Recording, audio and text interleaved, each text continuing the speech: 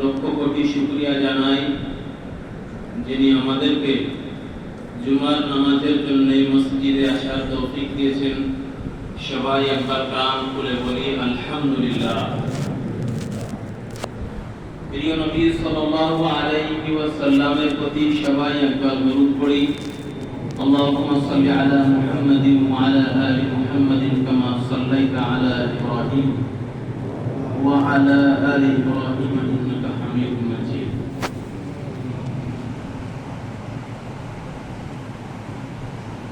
কোরআনে কারীমের মধ্যে আল্লাহ পাক রব্বুল আলামিন বলেছেন,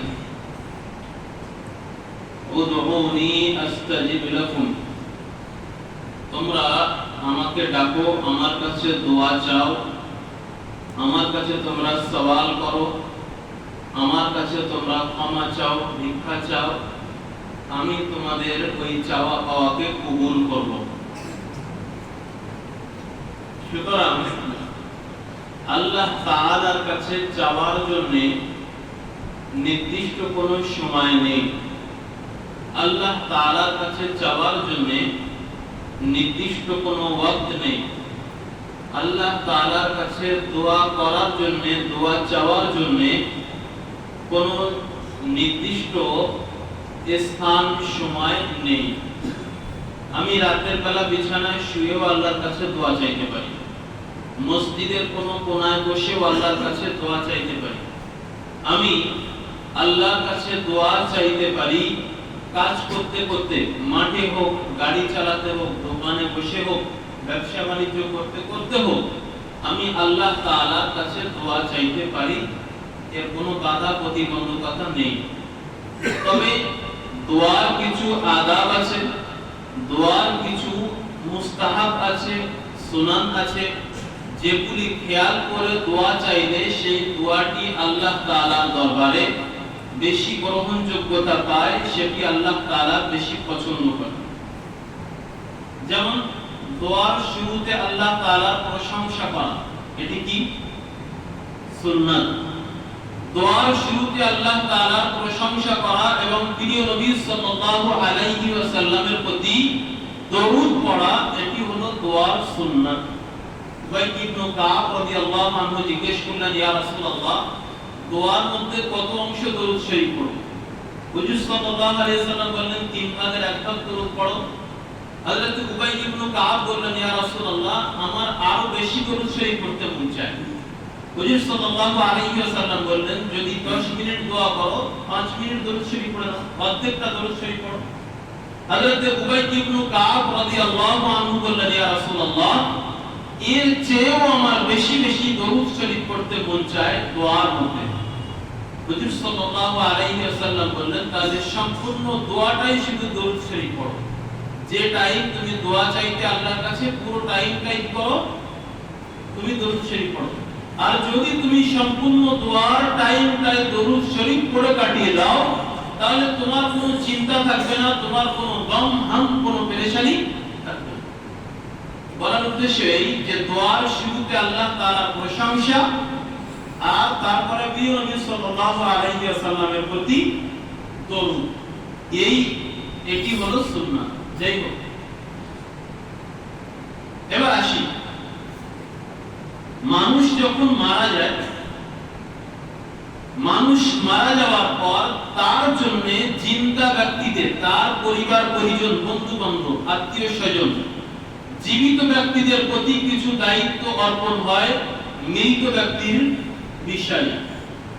যখন কেউ মারা যাবে, আমার মহল্লায় যদি হয়, এখানকার মুসলমানদের দায়িত্ব হলো, যদি তার কোনো ওয়ারিস না থাকে, তার কোনো গার্জিয়ান, তার পরিবার পরিজন না থাকলে, আহলে মহল্লার প্রতি দায়িত্ব হলো তাকে সুন্নাত মোতাবেক দাফন কাফন করা, জানাজা পড়া, আমাদের দায়িত্ব।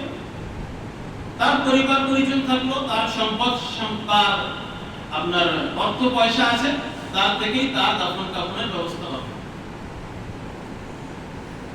হাদিস শরীফের মধ্যে এসেছে, আল্লাহ রাসূল সাল্লাল্লাহু আলাইহি ওয়াসাল্লাম বলেন, আসরিউ বিল জানাইজ। আচ্ছা, তার শুরুতে আরেকটি কথা বলি, যেটা বলছিলাম যে দোয়া সর্বাবস্থায় করা যায়, কিন্তু এমন জায়গায় দোয়া করা যায় না যেটা কোনো হাদিস ও কোরআনের বিরোধিতা হয়ে যায়।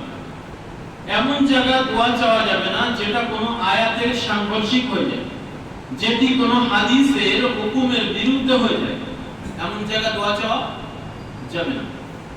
দোয়া চাওয়া অবশ্যই উচিত। যেমনটি দরুদ শরীফ পড়া খুব ভালো আমল, ফজিলতপূর্ণ আমল, দামি আমল, কিন্তু ওই দরুদ শরীফ পড়ার কারণে আপনার উপরে পেনাল্টি লাগবে, জুরমানা লাগবে, দুটি সাউ সেজদা সাউ করা লাগবে। এই মাসলা আছে না? দরুদ শরীফ পড়া অতি উত্তম কাজ, কিন্তু যদি 4 রাকাত বা 3 রাকাত নামাজে কেউ তাশাহুদ পড়ার পরে আল্লাহুম্মা সাল্লি আলা মুহাম্মদ পড়ে দিল, তাহলে তার উপরে কি সিজদা সাহু দিতে হবে? ওখানে পড়ার জায়গা ছিল না, পড়লে না। তাহলে দরুদ শরীফের মতো এত মহৎ কাজ, সেটিও যদি আমি যথাযথ স্থানে না পড়ি, তাকে যদি আমি কোরআন হাদিসের দেওয়া রুলস এর মাফিক যদি আমি না চলি, তার বিপরীত পড়ি, তাহলে তার জন্য আমার উপরে পেনাল্টি লাগছে।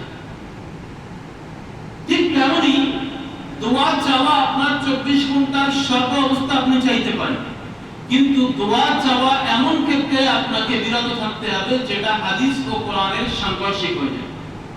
মনে করেন আপনি নামাজ পড়ছেন, প্রথম রাকাতে আপনি শুনলেন বা আপনি শুনেছেন হুজুরদের কাছে সূরা ফাতিহার মধ্যে দোয়া আছে, ইহদিনাস সিরাতাল মুস্তাকিম সিরাতাল লাযিনা আন'আমতা আলাইহিম গায়রিল মাগদুবি আলাইহিম ওয়ালাদ-দাল্লিন। তো দোয়া যে আল্লাহ আমাদের সঠিক রাস্তা পরিচালনা করুন, সেই ব্যক্তিদের উপরে যাদেরকে আপনি নাম দিয়েছেন, পুরস্কৃত করেছেন, আর তাদের পথে পরিচালনা করবেন না যাদের উপরে আপনার অভিসম্পাত হয়েছে, যারা পথভ্রষ্ট হয়েছে। এটা দোয়া আল্লাহর কাছে। এখন কোন মুক্তাদিন যদি মনে আসে এটা তো দোয়া হুজুর মানও বলে দিয়েছিল, তাহলে সূরা ফাতিহা যখন ইমাম সাহেব পড়ছে, তাহলে আমি দুহাত তুলে একটু আমিন আমিন করে দিই। কথা বুঝে আসি? সূরা ফাতিহা যখন হুজুর পড়ছে আমি তো বুঝতে পারছি, মানে তাহলে একটু দুহাত তুলে আমিন আমিন করে নিই, আল্লাহ আমার দোয়াটা কবুল করবে। করা যাবে কি না? ওই সময় আপনার জন্য হাত বেঁধে রাখাটা সুন্নাত, হাত তুলে দোয়া চাওয়া তখন আপনার জন্য সুন্নাত না। হাদিস ও কোরআন মোতাবেক শরীয়ত আপনার হুকুম দিয়েছেন, নামাজে যখন আপনি দণ্ডায়মান অবস্থা থাকবেন, দাঁড়িয়ে থাকবেন, আপনার জন্য সুন্নাত হলো হাত বেঁধে রাখা, হাত তুলে রাখা। তাহলে ওই সময় যদি আমি হাত তুলি দোয়ার জন্য, যদিও অন্য হাদিসে দোয়ার ক্ষেত্রে হাত তোলার কথা এসেছে, কিন্তু ওই সময় হাত তোলা যাবে না, যেহেতু ওই সময় সুন্নাত কি হাত বেঁধে রাখা। এবার আসি, হুজুর সাল্লাল্লাহু আলাইহি ওয়াসাল্লাম বলেছেন, সহিহ বুখারীর হাদিস নাম্বার 1315, আল্লাহ রাসূল সাল্লাল্লাহু আলাইহি ওয়াসাল্লাম বলেছেন, আসরিউ বিল জানাজা, তোমরা জানাজাকে নিয়ে দ্রুত যাও। যখন দাফন হয়ে গেল, তার যখন জানাজার নামাজ পড়া হয়ে গেল, তাকে আর দেরি না করে দ্রুত তোমরা তাকে নিয়ে দাফন করে দাও। কেন? ফাইন তাকু সালিহাতান ফাতুকদ্দিমুনাহা, যদি সে ভালো বান্দা হয়, যদি তার রূহটি নেক হয়, যদি তার আত্মা পবিত্র হয়, তুকদ্দিমুনাহা, তোমরা তাকে জান্নাতে আগিয়ে দিবে। আর মানুষ মারা গেলে তার কবরের সওয়াল ও জবাবের পরে কি হবে? জান্নাতের সুখ শান্তি তার কবর দেওয়া হবে, জান্নাতের হাওয়া বইতে থাকবে, জান্নাতের পোশাক পরানো হবে, জান্নাতের খাদ্য সে পেতে থাকবে, এবং ঘুমন্ত অবস্থায় জান্নাতের সুখ সে ভোগ করতে থাকবে কিয়ামত পর্যন্ত। হাদিসে এসেছে। তো যখন ভালো মানুষ হবে, তাহলে তার ক্ষেত্রে আল্লাহ রাসূল বললেন যে ফাইন তাকু সালিহাতান ফাতুকদ্দিমুনাহা, যদি ভালো মানুষ হয় তাহলে তোমরা তাকে আগিয়ে দাও, জান্নাতে আগিয়ে দাও, দুনিয়া ধরে রেখে দাও। আর ওয়াইন ইয়াকুন সিওয়া যালিক, আর যদি সে ভালো না হয়, খারাপ হয়, তাশাররুন তাদউনাহু আন রিকাবিকুম, তাহলে সে তো খারাপ মানুষ, ওকে কাঁধে করে বেড়াচ্ছ কেন? তাড়াতাড়ি ছাড়ো। যদি ভালো হয় তাহলে তার রবের কাছে তাকে জান্নাতের দিকে পৌঁছে দাও, খারাপ হলে তাকে তাড়াতাড়ি বিদায় করো, ওকে রেখে লাভ কি? তাহলে জানাজা যখন হয়ে গেল, আল্লাহ রাসূলের হুকুম হলো তাড়াতাড়ি তাকে দাফন কার্য সারতে হবে। তাহলে এখানে আমি যদি জানাজার পরে দেরি করে দোয়া করি, তাহলে কি আল্লাহ রাসূলের হাদিস মানা হবে নাকি অবজ্ঞা করা হবে? কথা বুঝে আসছে? রাসূল সাল্লাল্লাহু আলাইহি ওয়াসাল্লামের হাদিস মানা হবে নাকি হাদিসের বিরোধিতা করা হবে? এবার আসি, শারম মাইয়েত কি চায়, যে মানুষটি মারা গেছে সে কি চায়? হাদিসের মধ্যে এসেছে, সহিহ বুখারী হাদিসের বুখারীর হাদিসের মধ্যে এসে আল্লাহ রাসূল সাল্লাল্লাহু আলাইহি ওয়াসাল্লাম বলেন যে যখন কান নবী সাল্লাল্লাহু আলাইহি ওয়াসাল্লাম يقول اذا وزعت الجنازه واحتملها الرجال على اعناقهم فان كانت صالحه قالت قدموني হুজুর সাল্লাল্লাহু আলাইহি ওয়াসাল্লাম বলেন বুখারীর প্রথম খণ্ড 176 পৃষ্ঠা হাদিস আল্লাহ রাসূল সাল্লাল্লাহু আলাইহি ওয়াসাল্লাম বলেন যখন জানাজা হয়ে যায় ওই মাইয়িত যদি ভালো মানুষ হয় তার যারা জানাজা পড়েছেন পরিবার পরিজন বন্ধু বান্ধব সম্পর্কের মানুষ তাদেরকে লক্ষ্য করে সেই ব্যক্তি বলতে থাকে মৃত ব্যক্তি যদি ভালো মানুষ হয় বলেন কদ্দিমুনি আমাকে তোমরা তাড়াতাড়ি পার করো তাড়াতাড়ি আমাকে কবরে দিয়ে এসো তাড়াতাড়ি আমাকে জান্নাতুল সুখ শান্তির দিকে পৌঁছে দাও তার কথা এটি সব মাইয়িত বলতে থাকে আর وإن كانت غير صالحة قالت لأهلها يا ويلها أين تذهبون بها يسمع صوتها كل شيء إلا الإنسان ولو سمع لصعق আল্লাহ রাসূল সাল্লাল্লাহু আলাইহি ওয়াসাল্লাম বলেন যদি সে ব্যক্তিটি খারাপ হয় তাহলে ওই খারাপ ব্যক্তি তার আত্মীয়স্বজন আশপাশের লোকদেরকে চিৎকার করে বলতে থাকে যারে তোমাদের সর্বনাশ হোক তোমরা আমাকে নিয়ে কোথায় যাচ্ছ খারাপ মানুষের জন্য কি আখিরাতে শাস্তি পাবে তো যতক্ষণ দুনিয়া থাকবে ওর জন্য কি একটু আরামদায়ক সওয়াল তওবের পরেই তো শাস্তি শুরু তো খারাপ মানুষ তার পরিবার পরিজনদেরকে চিৎকার করে বলতে থাকে আমাকে তোমরা কোথায় নিয়ে যাচ্ছ আল্লাহ রাসূল বলেন ইয়াসমাউ সাওতাহা কুল্লু শাইইন ইল্লা ইনসান এই খারাপ ব্যক্তি যে চিৎকার করে তার পরিবারের লোকদেরকে ডাকে আশপাশের লোকদেরকে ডাকে এর আওয়াজ মানুষ ছাড়া সর্ব জাতি শুনতে পায় পশু পাখি গাছপালা কীট পতঙ্গ সবাই এর আওয়াজ শুনতে পায় মানুষ ছাড়া আর ওয়ালাউ সামিআ আলা সাহিকা যদি মানুষ একবার ওই আওয়াজ শুনতে পেয়ে যেত তাহলে মানুষ একেবারে তার গলার যত আওয়াজ আছে সম্পূর্ণ আওয়াজ লাগিয়েছে চিৎকার মানুষ ওই আওয়াজ যদি একবার শুনতে পাইতো তাহলে তার সর্বশক্তি দিয়ে সে চিৎকার করতে হয় এই চিৎকার ওই খারাপ মানুষের জবান থেকে হয় তাহলে বোঝা গেল মাইয়িত ও চায় যদি ভালো মানুষ হয় সে চায় আমাকে দাফন করে তাহলে এখানে যদি আমি দোয়া করে দেরি করি তাহলে আল্লাহ রাসূলের হাদিস মানা হবে নাকি হাদিস ছাড়া হবে এবার আসি দোয়া কি মন থেকে করা উচিত নাকি দায় সারা করা উচিত কথা বলেন মন থেকে দোয়া করা উচিত নাকি দায় সারা বাস হচ্ছে তো করে নিলাম তাড়াতাড়ি কোনটা উচিত মন থেকে যদি দোয়া করতে হয় আল্লাহ রাসূল সাল্লাল্লাহু আলাইহি ওয়াসাল্লাম দোয়া করেছেন দাফনের পর তার হাদিস আমি পড়ছি তার মাঝখানে একটি কথা বলি জানাজার নামাজ আমরা বলি জানাজার নামাজ এটি মূলত কি নামাজ নাকি দোয়া আচ্ছা কারো আরবি নিয়ত মুখস্থ আছে জানাজার জি একটু বলেন তো দাঁড়িয়ে কষ্ট করে বলেন তাড়াতাড়ি দেখুন না বলেন মানে কি মুখস্থ করে গেছে বলেন না ভুল হতে পারে বলেন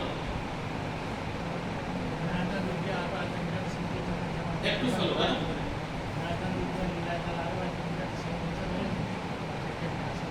একটু কাছে এসে বলেন আমি শব্দগুলো শুনতে পারবো আরবা তাকবীরাতি সালাতি জানাজাতি ফারজিল কিফায়া তারপরে as-salatu 'ala an-nabi wa ad-du'a'u li hadha al-mayyit বাস এটা শোনার দরকার ছিল তো জানাজার যে সমস্ত ভাইরা আরবি নিয়ত মুখস্থ করেছেন তারা তো এটি অন্তত মুখস্থ করেছেন নিয়তের মধ্যে কি হয় যে as-salatu 'ala an-nabi আমরা যেটা করব এর মধ্যে আল্লাহ রাসূলের প্রতি আল্লাহ রাসূলের উপরে দরুদ আর ad-du'a'u li hadha al-mayyit যারা একটু অন্তত আরবি বোঝে দোয়া মানে তো দোয়া এটা সবাই জানে হাযা মানে আরবিতে হয় এই আর মাইয়িত মানে মাইয়িত ওয়া দুআউ লি হাযাল মাইয়িত মানে কি এই মাইয়িতের জন্য দোয়া তাহলে নিয়ত যদিও মুখে বলা কিছু না জরুরি না তবুও যারা আরবি নিয়ত কষ্ট করে মুখস্থ করেছেন আরবি নিয়তের মধ্যে কি আছে যে এই মাইয়িতের জন্য আমরা দোয়া চাইছি এটাই তো নাকি অর্থ আপনারা যাচাই করতে পারেন কোন আরবি জানা না জানা তাদের কাছে তাহলে মাইয়িতের জানাজার নিয়তের মধ্যে আমরা বলে নিচ্ছি যে এই মাইয়িতের জন্য আমরা দোয়া চাইছি। তাহলে যখন দোয়া মাইয়িতের কাছে আমি মাইয়িতের জন্য চেয়ে নিলাম, আবার ফের দাঁড়িয়ে দোয়া করা কি করে? এবার আসি, আমি শুরুতে কিন্তু বলেছিলাম দোয়ার জন্য সুন্নাত হলো দোয়ার শুরুতে আল্লাহ তাআলার প্রশংসা, আর তারপরে হুজুর সাল্লাল্লাহু আলাইহি ওয়াসাল্লামের প্রতি দরুদ শরীফ। আমরা তো জানাজার মধ্যে সেই কাজটি করি। প্রথম আমরা যে সানা পড়ি, তো সানা শব্দের অর্থ কি? আপনি বাড়িতে যে যদি ডিকশনারি না থাকে, গুগল ট্রান্সলেশনে লিখবেন সানা আরবি তার বাংলা অর্থ কি, দেখবেন কি আসে? প্রশংসা, গুণাগুণ বর্ণনা করা, কারো মানে সিফাত বয়ান করা, সানা শব্দের অর্থই এটা আসে। তো এই যে সানা আমরা পড়ি সুবহানাল্লাহ আল্লাহুম্মা ওয়া বিহামদিকা, এটা সম্পূর্ণ আল্লাহ তাআলার মহিমা বয়ান করা হয়, প্রশংসা বয়ান করা হয়। তাহলে দোয়ার তো সুন্নাত বা আদাবই হলো প্রথমে আল্লাহর প্রশংসা। জানাজার প্রথম তাকবীরের পরে সেটাই হয়। যখন দ্বিতীয় তাকবীর আমরা বললাম, তারপরে কি দরুদ শরীফ পড়ি।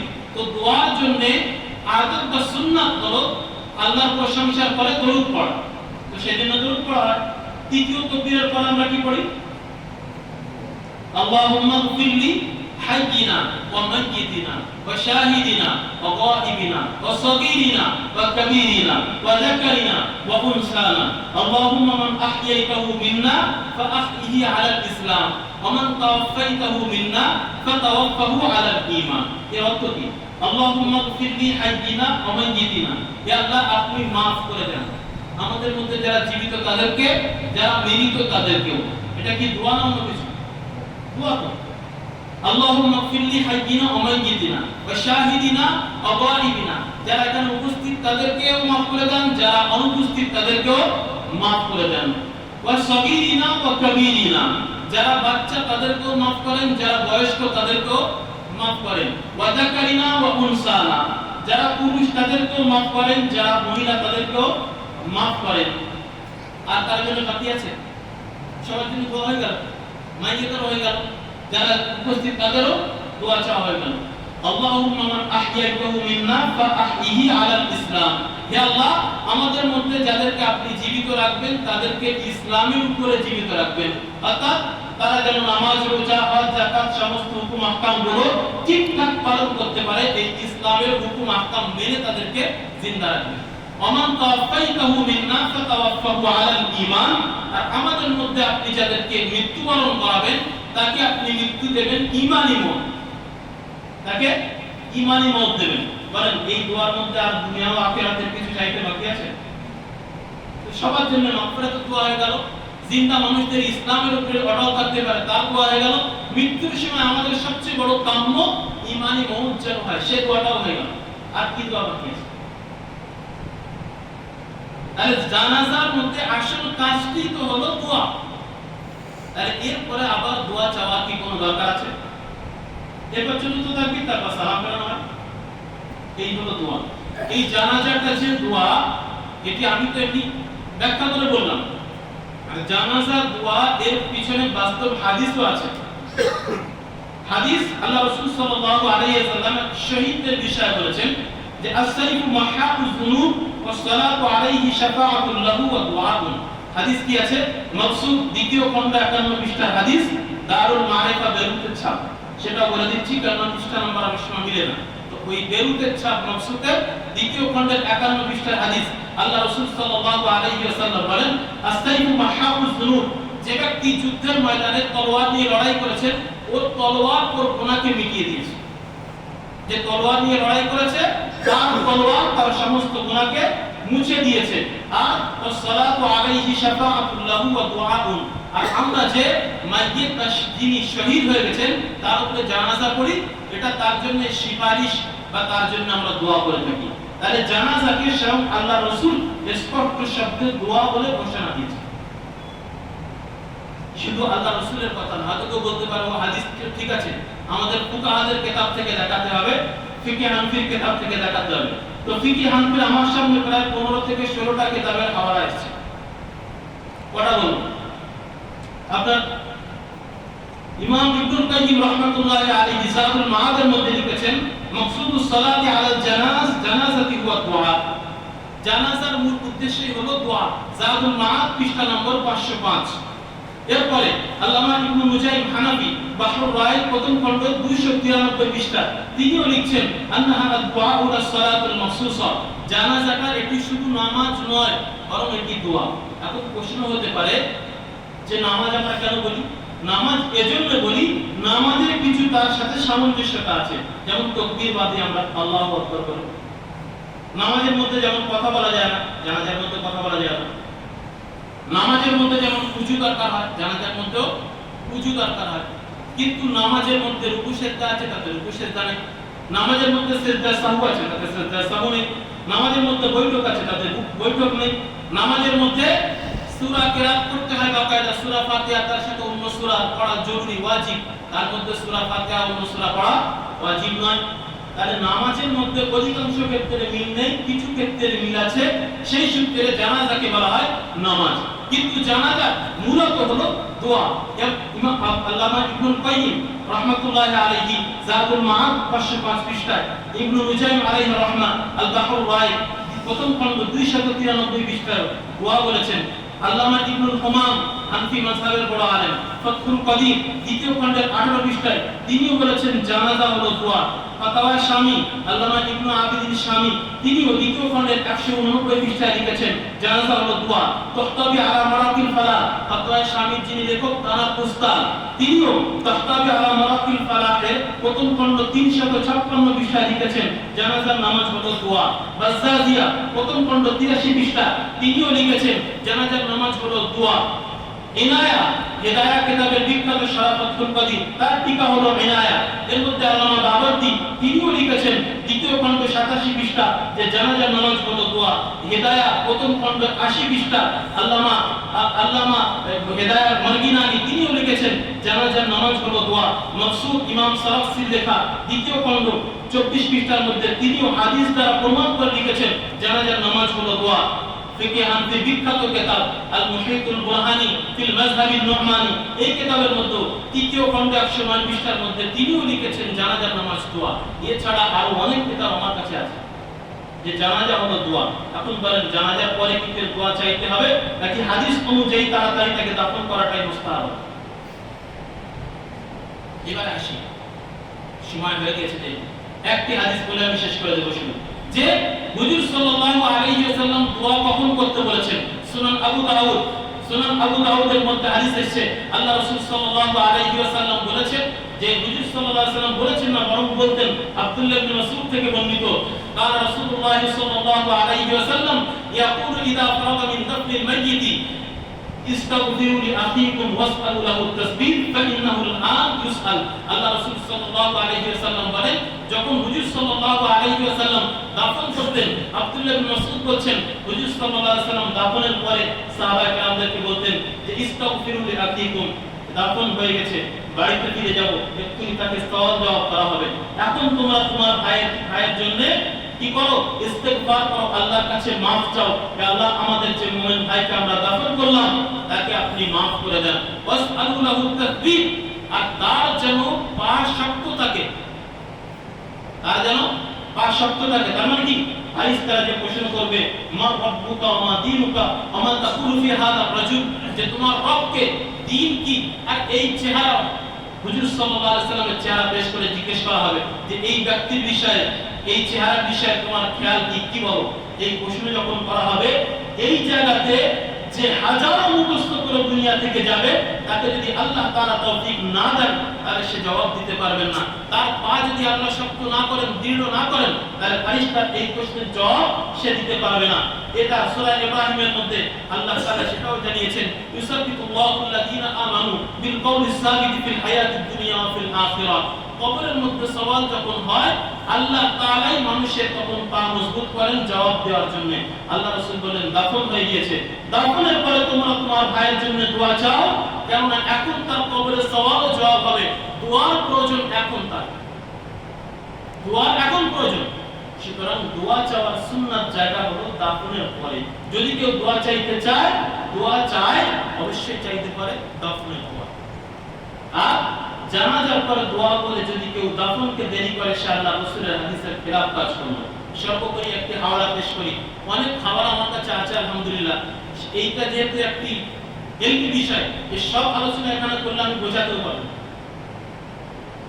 যে ভাইরা পড়েন তাদের লেখা ফাতাওয়া আমিনিয়া দ্বিতীয় খণ্ডের একেবারে শেষ পৃষ্ঠায়, বাংলা কিতাব খুলে দেখতে পারেন, ফাতাওয়া আমিনিয়া তৃতীয় খণ্ডের শেষ পৃষ্ঠায়, পৃষ্ঠা নাম্বার বলছি না, শেষ পৃষ্ঠায় লিখেছেন যে অন্যান্য নামাজের মতো জানাজা নামাজের পরে দোয়ার বিধান শরীয়তে নাই। কি বলছি?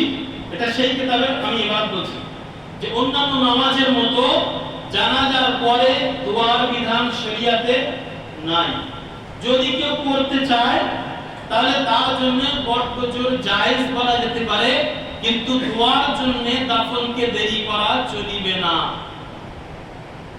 আবার বলছি, ফাতোয়া আমিনিয়া দ্বিতীয় খণ্ডের শেষ পৃষ্ঠায় লেখা আছে, বাংলা ভাষায় দেখে দিতে পারেন। যারা পড়েন তাদেরকে বলছি, সুতরাং হাদিসের খেলাফ করব নাকি হাদিসের মুআফিক আমল করব?